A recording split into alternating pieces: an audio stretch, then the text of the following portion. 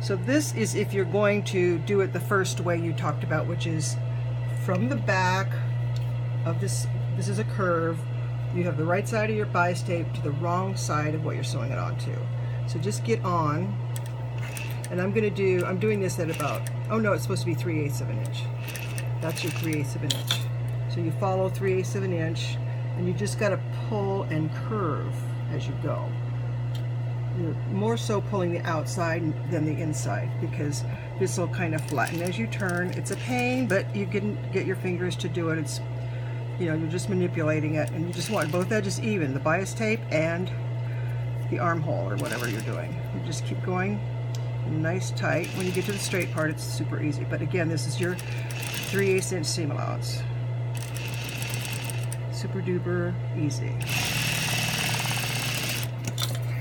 And now is when you can trim it. It's actually so big here because of the seam allowance. So you would trim it down to like 1/4 of an inch. And I'm not going to bore you with trimming the whole darn thing. Well, actually I should, because I want to show you how to do the curve. You know how to do the curve, but just in case. Trim, trim, trim to 1/4. It doesn't really matter how sloppy your trimming is. It's fine. Now you would go to the iron and carefully press this up. Like, keep this folded, but press this up. Or if it's fabric like this and it's easy, like most of the cottons are, you just finger press it. I just scratch it with my nail. And then you turn it. So now it's on the outside, and this is your original seam allowance. So you just have to line it up so that it doesn't show from the back, and then you top stitch really close to the edge. You could just practice this so you know exactly where your top stitching is going to be, and then just make it curve along the way. You don't have to go the whole way at once. You just sew a few inches at a time. It's much easier that way. If you want to pin, you can pin, but this is where the curve comes in, and it gets tricky. But this stuff stretches, so you stretch it where you need to and go all the way around, top stitching. So this is the one that is the top stitching.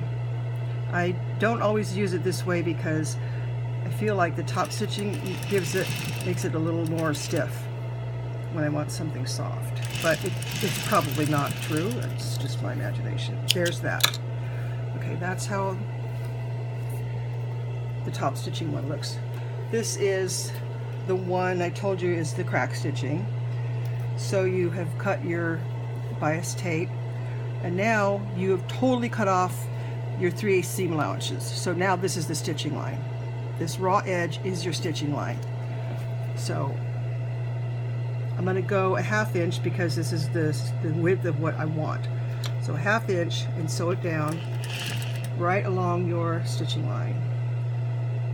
Don't pull the tape until you get here. This is a little, you know, a little tricky, but oh well. But when you start curving, and just mash it as needed. So you use, you know, all 11 of your fingers on this one. So I'm really pulling this with my left hand so that it can line up with my right hand and still get the curve. That's how you do it, is you pull on it, because bias tape is flexible. We love that. So the reason that we did it on the actual seam line is because that's the edge of your fabric. If you didn't do it this way, it would be too tight. So now you've got that. You don't need to trim it unless you want to. It's best to go to the iron and push this up out of the way. But what you're really doing now, you know, you can just press that back, is you're just covering what you just sewn. This is your original seam, so you're just wrapping around it.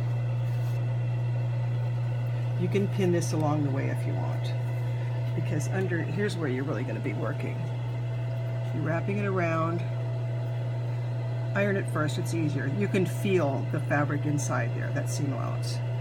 And you just crack stitch by going right on the edge. On this piece I would probably use beige thread, because you want to air more toward the fabric side than on the bias tape side, because you don't want to get the top stitching on it. So underneath I can feel that fold, And I'm watching the needle. Just look at the needle. Just go nice and slow. And then just fix as you go. Make sure it stays tucked underneath.